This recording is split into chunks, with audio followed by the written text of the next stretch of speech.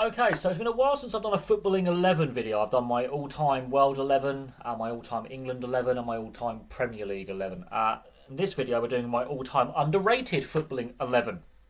So the starting lineup and the subs bench, there are some players that I've selected for this squad. Players that, if you are of a certain age, I think you can appreciate. So if you were growing up in the 90s and the 2000s, a lot of these players were playing then.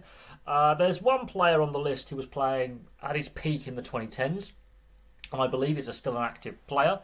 But for the most part, you would have to be of a certain age to appreciate these players. So, as I say, if you were a kid in the 90s and the 2000s, you would have recognised a lot of these players. As I say, so you'd be in like your late 20s to mid 40s, basically. So my age range. And yeah, some of these players absolutely world class, but get overshadowed by some of their teammates. Some of these players have won Champions Leagues and league titles, but again are overshadowed by either the team they were in, and if they are overshadowed, they could be overshadowed at international level because there were other players in their position who were ahead of them. And that's where we're going to start with the goalkeeper.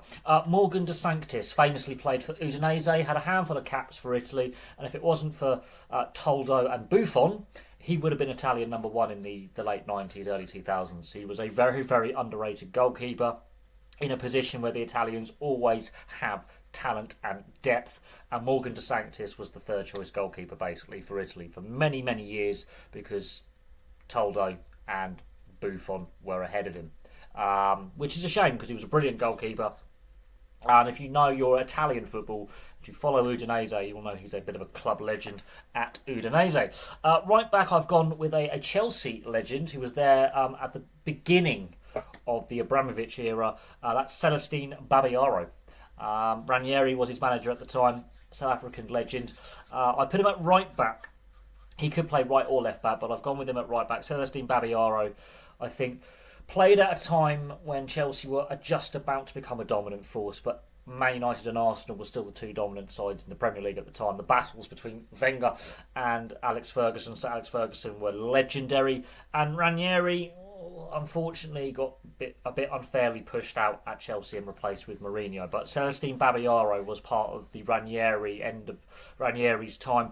He was a brilliant wing back. Absolutely brilliant wing back, and I think very underrated because of the Man United and Arsenal dominance was coming to an end. Chelsea's dominance was about to begin, but Babayaro wouldn't be there long enough under Abramovich to really get appreciated. But in the pre-Abramovich days and the first year or two Abramovich buys the club, he was still an integral part of that Chelsea side. The two centre-backs, Ryan Shawcross and Fabrizio Colaccini. So you know you're going to get physically beaten up by the centre-backs I've selected.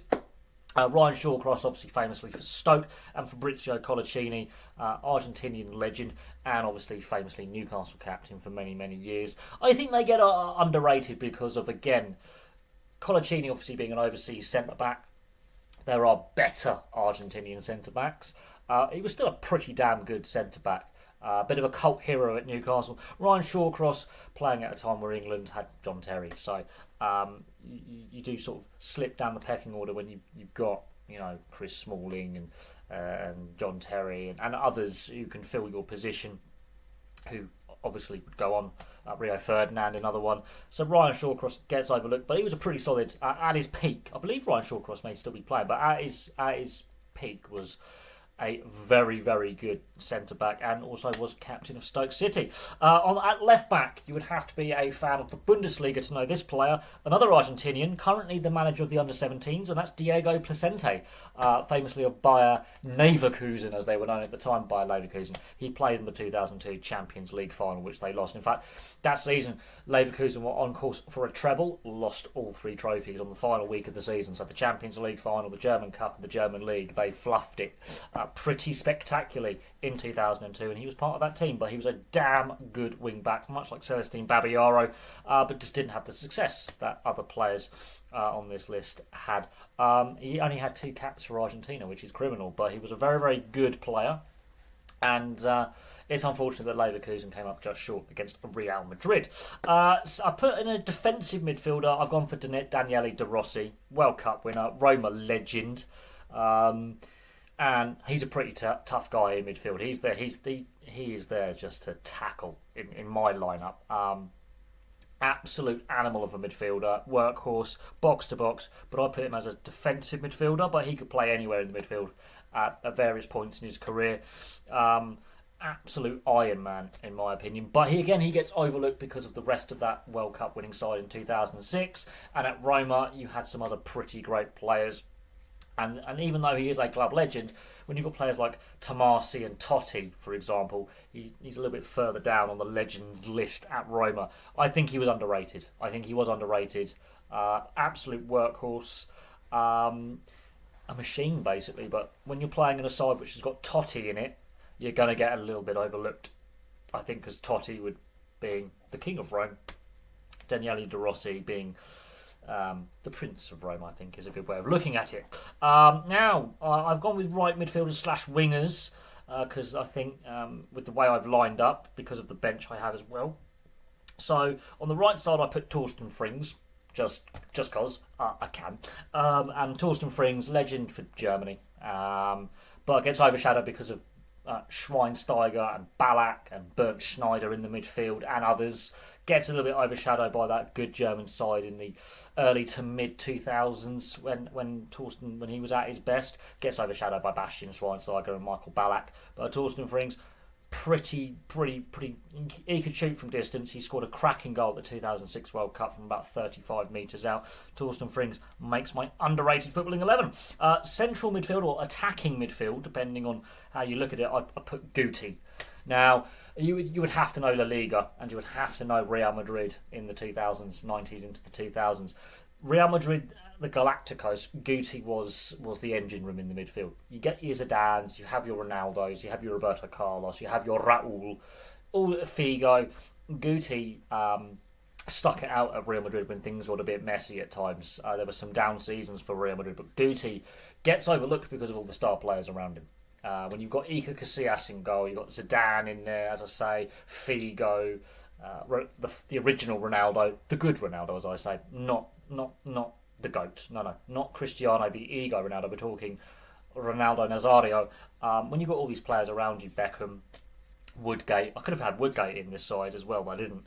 Guti, I think, is criminally underrated. On the left side, I've gone with you have to be a cultured football fan. Possibly one of the best dives ever seen in the Premier League, because it's one of the worst dives in the history of the game, because Emmanuel Abuye is nowhere near him when he looks back and just fell over. Morten Gamst Pedersen, possibly one of the most underrated midfielders and wide players the Premier League has ever seen. Blackburn legend, Morten Gamst Pedersen. He scored some ridiculous goals in his career when he was at his peak. Absolutely ridiculous player. Some of the goals he scored, he could score with both feet. He scored a goal from a ridiculous angle, like a 2-degree angle. It went through the keeper, back of the net. Legendary player. Finished his career in the lower levels of Norwegian football. But there we go. Morten Gamst Pedersen, at his best, was one of the best players in the Premier League to play for a very average Blackburn side. Now up front, I've gone with two Champions League winners who played in pretty good sides. I've gone with two strikers. I've gone with Pippo Inzaghi. I could have gone with Simone Inzaghi. He played for Lazio and won some trophies with Lazio, his younger brother. But I've gone with Pippo Inzaghi, the ultimate poacher in the box. He would always just get in there somehow, skirt the offside, being onside, offside, and just proper goal hanger. Inzaghi, but he played with an AC Milan side that was stacked with just ridiculous amount of talent. When you've got Maldini, Seedorf, you've got Shevchenko, you've got Costa Curta. Oh God, some of the legends. He played with a stacked AC Milan side. He gets overlooked because how stacked that side was. And then the other his strike partner, Stefan Shapuasat. Played for Borussia Dortmund, won the Champions League with Borussia Dortmund in the 90s, was the Bundesliga top scorer for 2 years in a row in the 90s. You would have to be a football fan of a certain age to remember Chapuisat. In the 90s, he was a brilliant player. Gets really overlooked because of other successful players at Borussia Dortmund and Bayern Munich and some of the other German clubs as well. And another reason why he gets overlooked, he's Swiss. Yes, he's Swiss, and because he's Swiss, and the Swiss national side doesn't really have a lot of success, much like some of the other players on this list who play for higher ranked nations. Chap who sat though at his best was an absolute nightmare to mark in the box. Great movement, low centre of gravity, nimble on his feet, a bit of a sniper. Bit like Marcus Stewart, he used to play for Ipswich Town in Yeovil Town. Bit like that, an absolute clutch goal scorer, bit of a nightmare in the box, very elusive. And at his peak in the mid-90s, he had about 3 or 4 really good seasons, winning a Champions League in there and being the Bundesliga's top goal scorer for like 3 seasons running. Clutch goal scorer, but he gets overlooked because he's Swiss. So there you go. Now, the subs bench. I've got Mark Poom as the reserve goalkeeper, famous of Derby County, former Estonia captain. Chris Smalling, who is still playing, I believe. Wayne Bridge. Wayne Bridge, I think, gets overlooked again, partly because of the teams he played on. But when he was playing at Southampton, he was an integral part of that Southampton side that made the 2002 FA Cup final. Chelsea, the early days at Chelsea went really well, and then the John Terry having it off with his missus.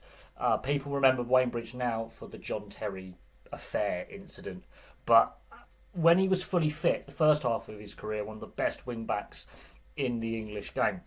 The second half of his career, injuries plagued him. But when he was at Southampton at first, at Chelsea, brilliant player. Maniche in midfield of Portugal and Chelsea fame, although his Chelsea stint wasn't that great. And by the time he gets to Chelsea in the Abramovich era, he's towards the end of his career. But Maniche, the 2004 Euros, fantastic player. Played for CSKA Moscow. Thomas Repka, the most violent player ever to play the game because he's got the most sendings off in the career. West Ham and Slavia Prague. Has spent several stints in prison. Yeah, Thomas Repka, the thug of, I would say, defensive midfielding, centre-back and sweeper. That kind of role. He was the real hard man of football. Vinnie Jones, eat your heart out. Shivanson, if you know your Serie A football and Uruguayan national side, Shivanson, brilliant player, played for Lecce for a while, and Llorente, obviously, formerly of Bilbao and Spurs. Fernando Llorente, I remember him scoring a ridiculous goal in the Europa League, formerly the UEFA Cup, against Manchester United in the Shan Manash, where the ball comes over his shoulder, behind his head, and he hit the ball so hard he ruptured his knee ligaments in a very, very good win against Manchester United in the 2009-2010 season. Actually blew his ACL to pieces. So Fernando Llorente, at his peak, was a brilliant player for Athletic Bilbao. And I've gone for Claudio Ranieri as the manager, the Tinkerman. So there you go. There's my underrated Football 11. There were a few other players I was considering putting on this list, like Esteban Cambiasso, for example. I was looking at a couple of other centre-backs as well. But in all honesty, I think this is a pretty good underrated 11. There are some really good players, like Muzzy Izzet could have made this squad. Tony Cottee could have got in here. I think he's quite underrated as a player, partly because, again, the clubs he played for. I think Marcus Stewart could go on here just for his time at Ipswich Town, but he played a very long time. There were some really good players that I remember watching growing up, but I thought I would go with a bit of a mix of a Premier League and European feel to it. I could have had a few more Spanish players like Jordi Cruyff. Is he Spanish or is he Dutch? Because his dad obviously, the famous Cruyff, not as good as his father, but Deportivo Alves, the ball bouncing off his backside into the back of the goal against Liverpool in the UEFA Cup final. So Jordi Cruyff scores an own goal that saw Deportivo Alves miss out on potentially one of the greatest nights in that club's history. But there we go. There's my underrated Football 11. Place your thoughts in the comment section below. Maybe place your thoughts on what you think should be your underrated footballing 11. But as I say, you have to be a fan of a certain age to really appreciate some of these players, especially Stefan Chapuisat. I mean, that's a bit of feel for some people. Won't even know who he is. But Dortmund in the 90s, he was the Bundesliga clutch goal scorer at the time, and he gets overlooked because he's Swiss. But there we go. Thank you very much for watching. Place your thoughts in the comment section below. I'll have some more content for you guys very, very soon.